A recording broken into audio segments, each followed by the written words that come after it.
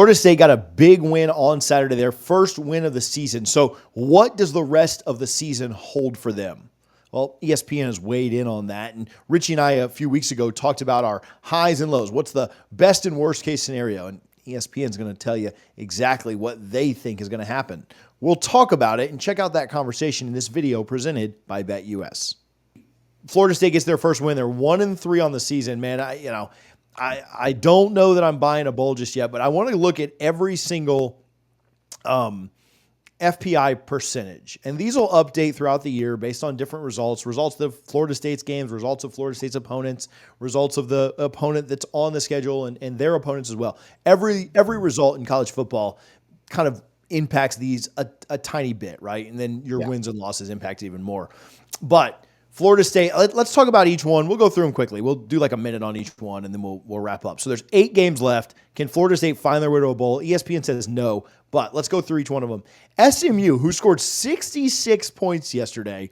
Now, I will say like 5 or 6 turnovers and some special teams and stuff, like 2 pick six. Like a lot of that was not offense. But Florida State has a 28.6% chance to beat SMU. Now, in Vegas, they're only a 5-point dog, but they're kind of telling you this game happens 10 times. Florida State might win 3 of them, might win 2.5. Happens 4 times. They get 1 of them.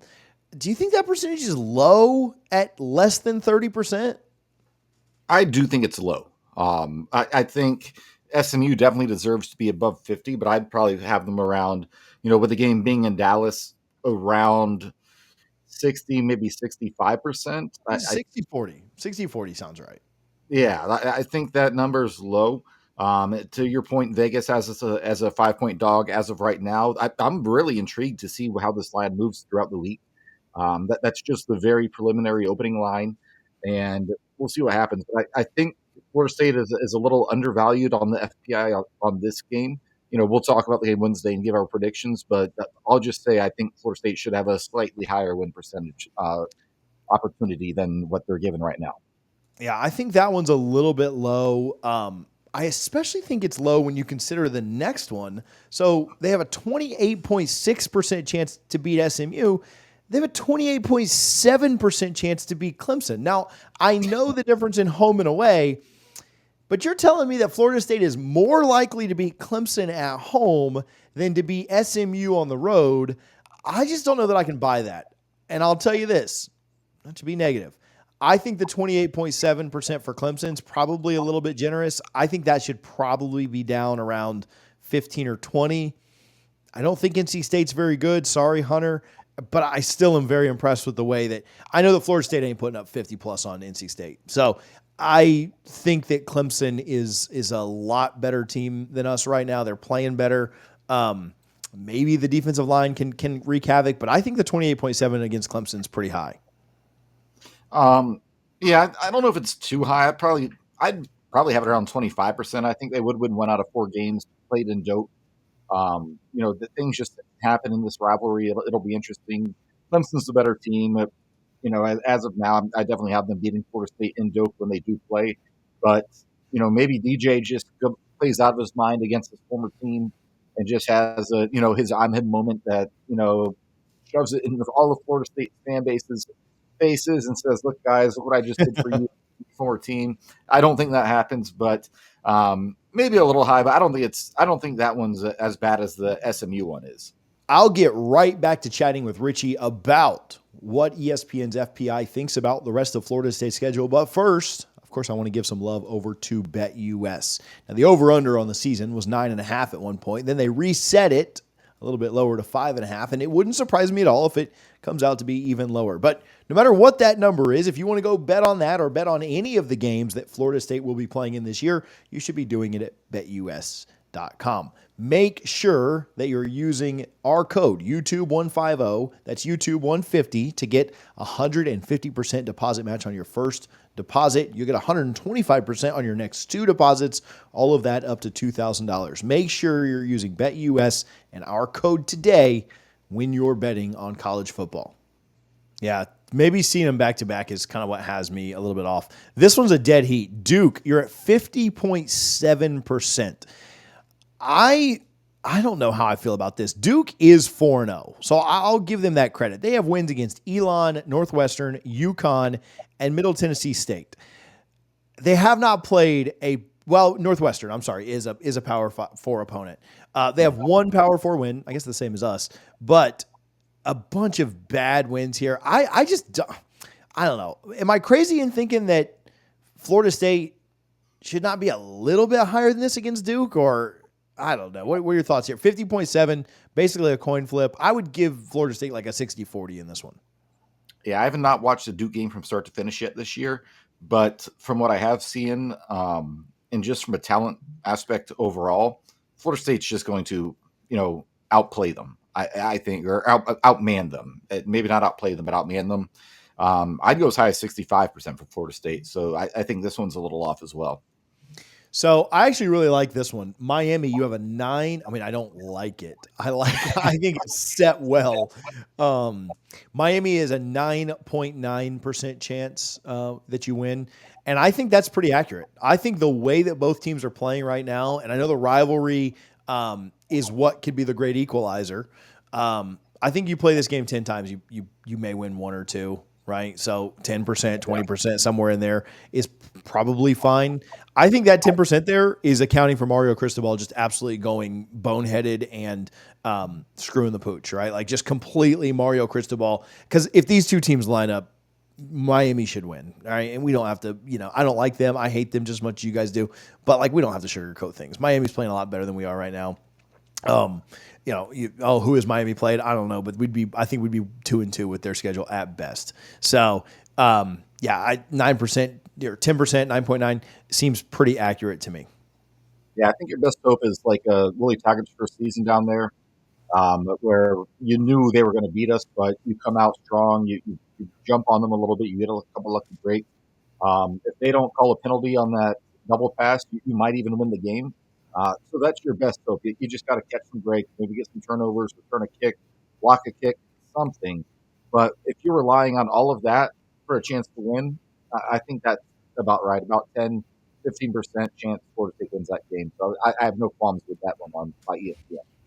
This is an interesting one. Back home, this is the second highest percentage, 65.6 against UNC. I think that's about right. You play them 3 times, you probably win 2. They're a dumpster fire, but you're probably going to have one really bad offensive game in the 3 that you play. James Madison put up 70 points on them. I don't think Florida State could put up 70 points on them. I'm hoping we can get to 70 before the next bye. But I do think that Florida State would beat them 2 out of 3 times. I think UNC is really bad, and I think that's a pretty fair one.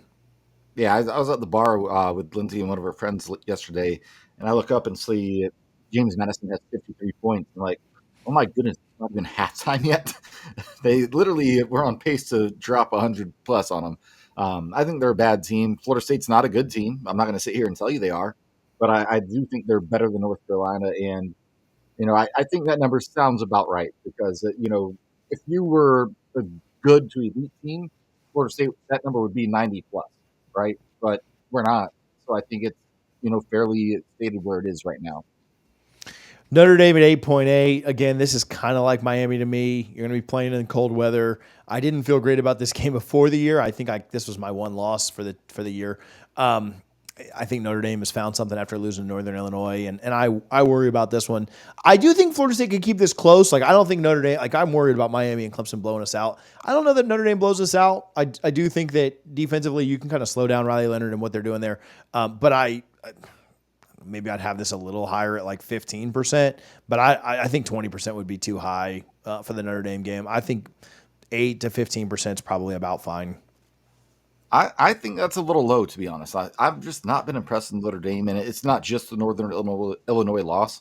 But I think Florida State probably would be closer to 20% win that game. I think they win 2 out of 10 if they were to play up there. I don't think they really factor the weather into FPI. Maybe they do. I'm not sure, but that will be certainly a challenge. Trust me, as someone who was at Notre Dame the last time we played up there, it was cold, and a bunch of our guys are from Florida. But I'd put that close to 20%.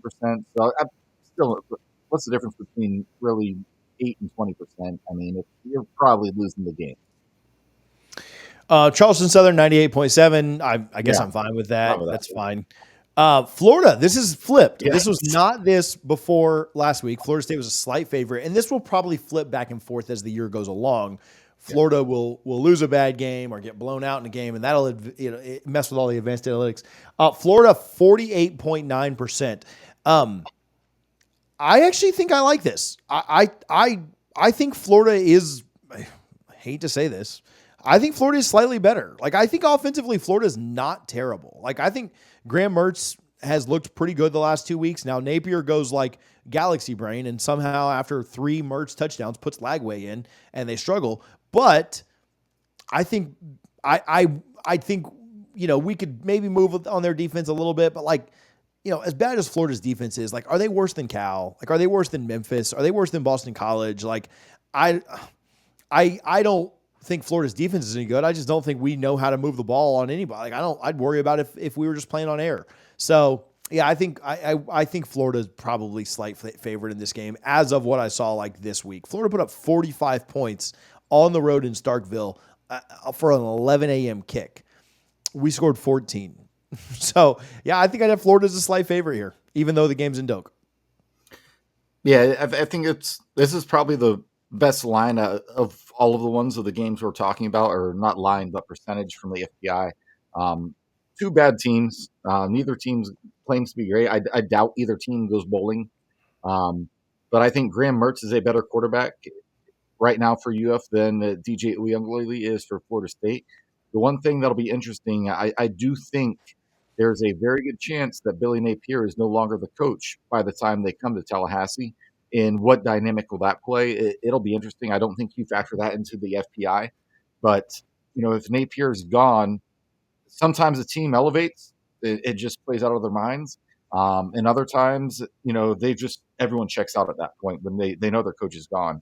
So it'll be interesting. That I'll never forget the day we named it Bobby Bowden Field at Doak Campbell Stadium is when Ron Zook was already fired and he brought the Gators in and won.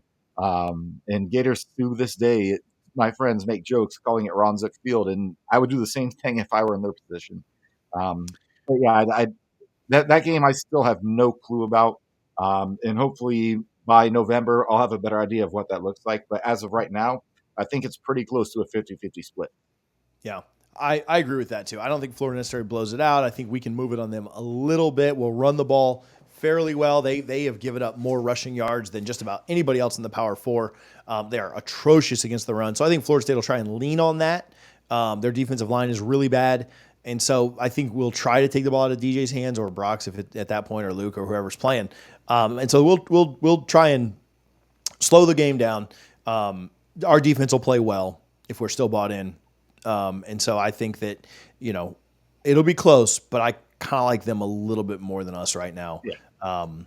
Just based on what we've seen. They've got 2 wins, we've got 1, right? So maybe that's the justification for it.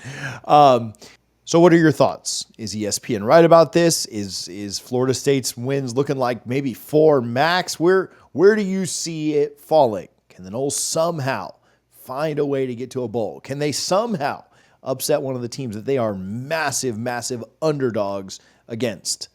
We'll have to stay tuned to figure that out, but it all starts with winning on Saturday in Dallas against SMU. We'll talk more about that through the week. Make sure that you're subscribed to the channel. We appreciate BetUS for their support. We'll talk to you guys soon. Go Noles.